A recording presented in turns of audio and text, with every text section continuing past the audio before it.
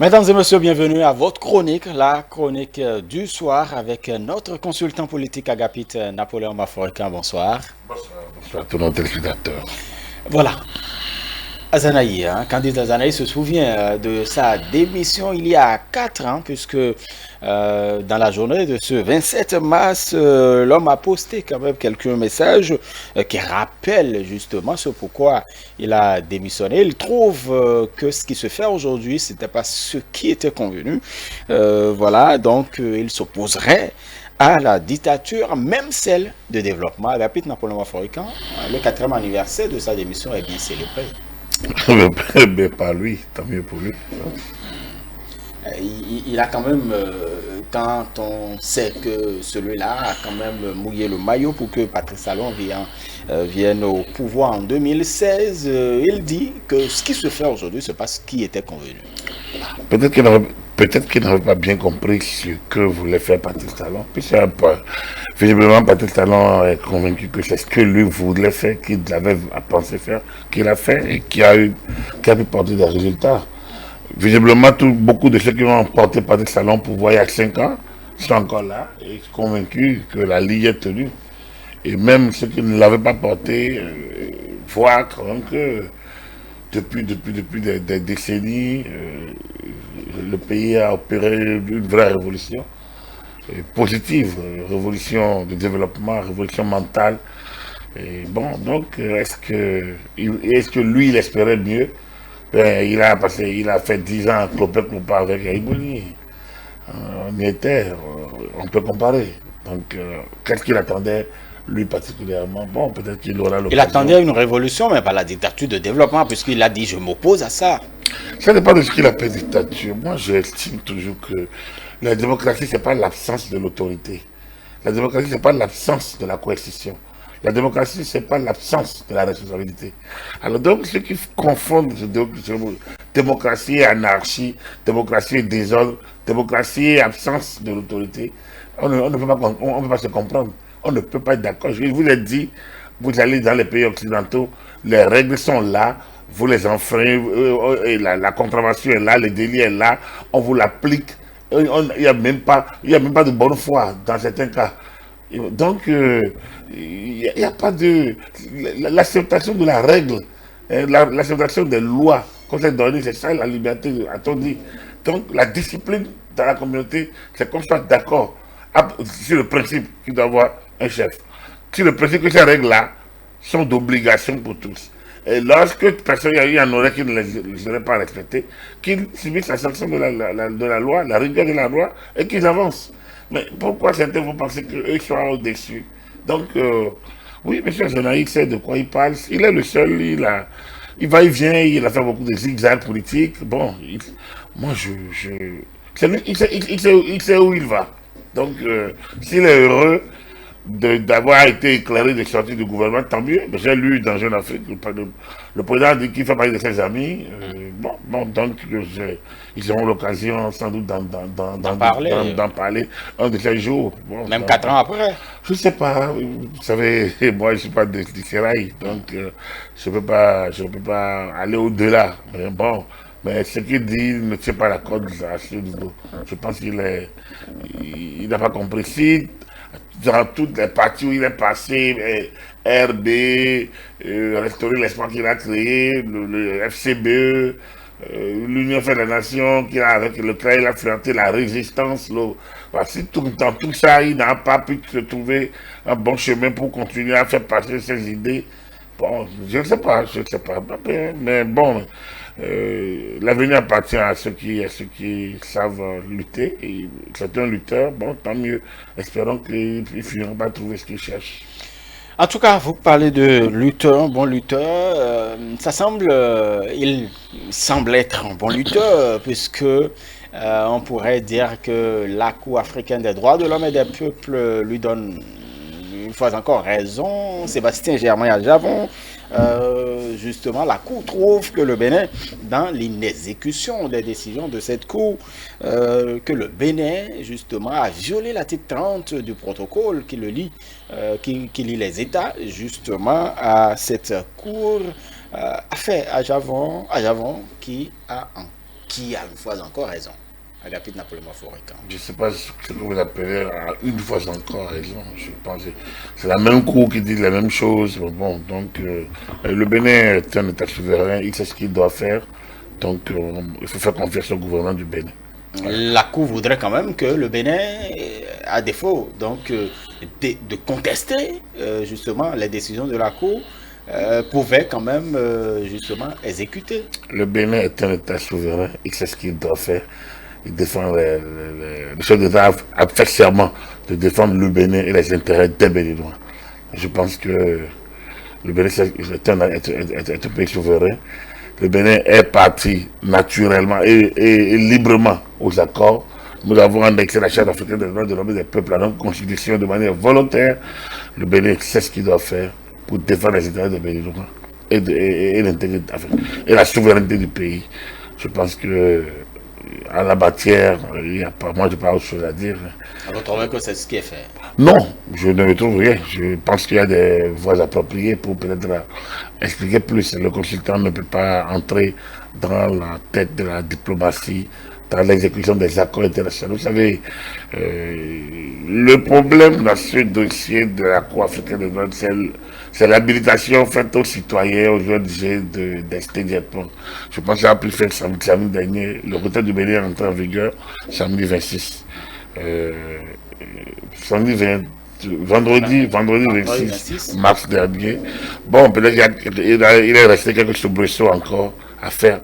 Mais dès lors, c'est dommage. C'est dommage que cet acte volontariste, vraiment du Bénin, n'ait pu prendre des coups positifs auprès des citoyens, où l'abus et les jeux de coulisses ont pris le pas sur ce qui aurait pu être quand même une très bonne occasion faite aux citoyens, aux jeunes béninois, donc de faire prévaloir leurs droits et autres. Cela dit, le Bénin est un état de droit.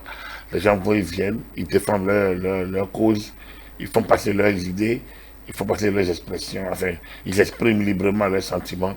Bon, après les appareils, disons, interétatiques, le Bénin a vigilé au cas par cas et sa position et ses intérêts aussi. Tout à fait. Voilà. Rapide Napoléon Mafourican, on revient, on quitte Abuja, donc on revient au Bénin pour parler de ce lancement de la campagne donc de vaccination. C'est prévu, ça a été entériné par le Conseil des ministres et puis justement ce lundi 29 mars, on a procédé donc au lancement de cette campagne de vaccination et puis 2 ministres du gouvernement ont donné l'exemple. Une bonne chose, c'était bien de voir les ministres prendre la dose. Je pense qu'avec toutes les polémiques qu'il y a autour de ce vaccin, de ce mode de vaccin, disons, de la vaccination liée à la COVID-19, c'est bien de voir les autorités. Et à ce niveau, au niveau ministériel, le ministre de la Santé, le ministre des Affaires sociales, y aller, c'est bien, c'est aller actif. Est-ce que cela met fin à la polémique tout de même? Oh, les polémiques sont créées pour rester. Hein. S'il n'y a pas de polémique, certains les créent. Donc, mais je pense que ceux qui doivent, chacun est libre, chacun pèsera le pour et le contre. Il y en a qui estiment que, après de moi, il y a des mesures de distanciation sociale et un certain nombre de précautions, ils ne sont pas concernés. Ils ne se sentent pas intéressés par le vaccin. Que les mesures de distanciation sociale leur donnent déjà la discipline à suivre. Bon, c'est aussi une lecture. Mais il y en a peut-être qui sont très exposés, qui préfèrent le faire. Alors donc, moi, je le ferai volontiers en tout cas. Je me ferai vacciner volontiers, sans souci. Et voilà, donc ils ont bien fait de montrer le chemin polémique. Ceux qui veulent polémiquer vont polémiquer, il n'y a pas de souci. Mais la vie, c'est un choix, enfin, on avance. Voilà, il y a quand même 78 sites qui sont retenus dans les départements qui ont connu bien évidemment cette propension de contamination, donc le Borgou, l'Ouémé, l'Atlantique et le littoral. Voilà ces départements, des personnes sont éligibles. Donc, si vous avez envie de vous faire vacciner, attendez si vous ne vous retrouvez pas dans les personnes cibles, puisqu'il y a des personnes cibles, bien évidemment. Mais bien sûr, pas de souci. Donc, c'est pour dire que moi, je ne rentre pas dans la polémique. Donc, ce qui est sûr, dans quelques semaines, il sera possible à d'autres cibles d'y aller. Donc, continuons avec les mesures barrières, continuons continuent avec les mesures sanitaires préconisées par les autorités. Et puis bon, voilà, et n'ayons pas peur. Voilà. Et ceux qui attendent de voir quand même le président Patrice Talon se faire vacciner, ils doivent attendre. Pourquoi ils attendent le président Patrice Talon? Le Patrice Talon est un citoyen libre. Il peut décider de se faire vacciner, comme ça peut ne pas l'intéresser. Voilà, donc déjà, comme les 2 ministres du gouvernement l'ont fait. Et surtout le ministre de la Santé, Voilà, celui donc, qui... donc pourquoi est-ce que c'est le président lui-même? Voilà. Très bien. Agapit Napoléon Maforika, merci beaucoup. Mais avant de vous faire partir, en fait, avant de vous laisser partir, j'allais dire, le Bénin va se qualifier demain. C'est mon souhait. C'est mon souhait. Après, on est en terre Sierra Leonaise, un match de football, c'est 90 minutes, je l'ai dit. C'est le coup de sifflet de départ et le coup de sifflet final. Dans cet intervalle, vous devez vraiment être appliqué. On a besoin d'un nul. On a besoin d'un nul. Il leur appartient de jouer pour ne pas pour le nul, mais surtout jouer pour ne pas prendre de but. Pas jouer pour le nul, mais jouer pour ne pas prendre de but. Alors, ça, un entraîneur sait comment gérer ça. Après, c'est la discipline des joueurs qui fera le reste.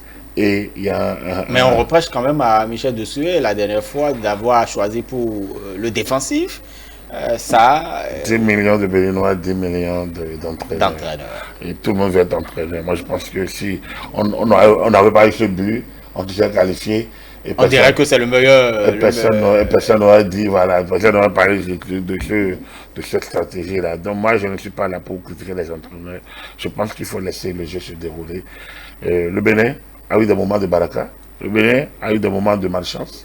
J'espère que nous allons, au moins sur le terrain, donner la preuve que nous sommes en mesure de nous qualifier. Après, bon, mais la Sierra Leone aussi est un État qui a envie d'y aller.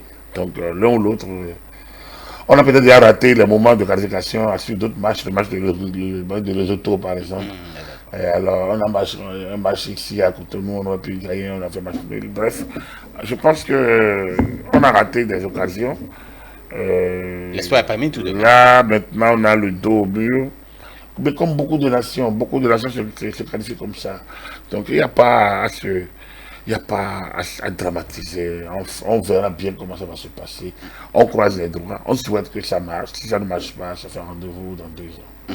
Dans 2 ans. Pour certains, c'est long quand même. C'est la vie. La vie ne se limite pas à nos petites ambitions, nos petits espoirs. La vie, c'est large. Donc,